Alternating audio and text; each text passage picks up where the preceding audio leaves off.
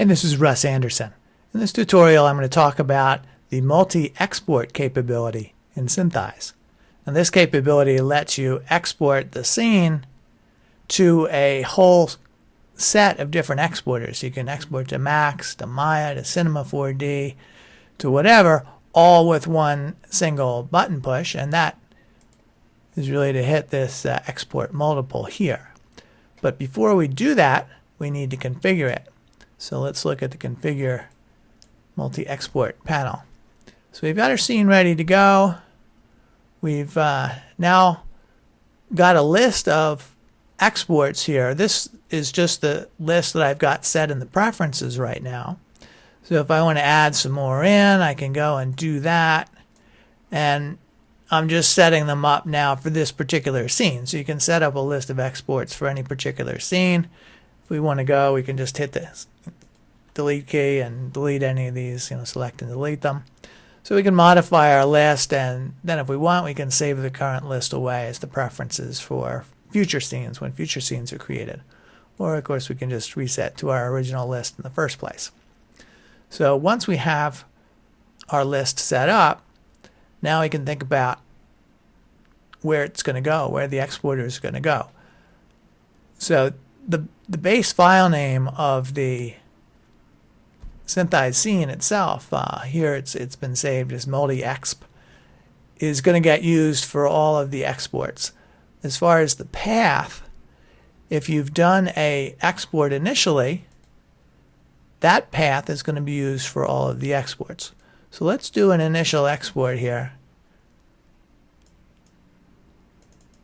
And we're just going to go and put all of these into the little temporary folder I've set up for this. So we'll go into here. You notice here we got the parameter panel for this 3ds export.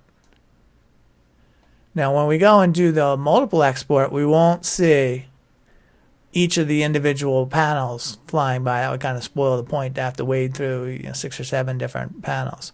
So it's a good idea to do what I just did and go and do an export to make sure that you've got the right settings for each of your different panels. From time to time when you're setting something up, just so you know that you have the right parameters for each individual export. And then once you've done that, then you're positioned to just go and do the multiple export operation. Now, if you haven't done any export yet, then a preference is going to be used. That's out here. It's the export preference folder, and that's within your user data area by default, but you can change the folder that all of these things get exported to if you're so inclined. And finally, if there's not either an existing export or an export preference, then actually they'll go into the same folder as the SNI file. So you've saved the SNI file away. That folder will get used for the exports if there's no better choice available. So at this point, let's go and run the export. So I just ran it. You can see down at the bottom on the status line, it gives us a list of what it did. And it exported 7 different folders, or 7 different files. But when we go and look in the folder itself, you'll see that there's only 6. So what's up with that? And the answer to that comes if we go and look back in our list of exports, you'll see that there are actually 2 different Python exports. So 2 of the files, since they're just using the same name, this file got written to twice. There's only 1. So what you can do, you just go and double click over here, and we can set up a little suffix for the file name. You'll see that listed up here.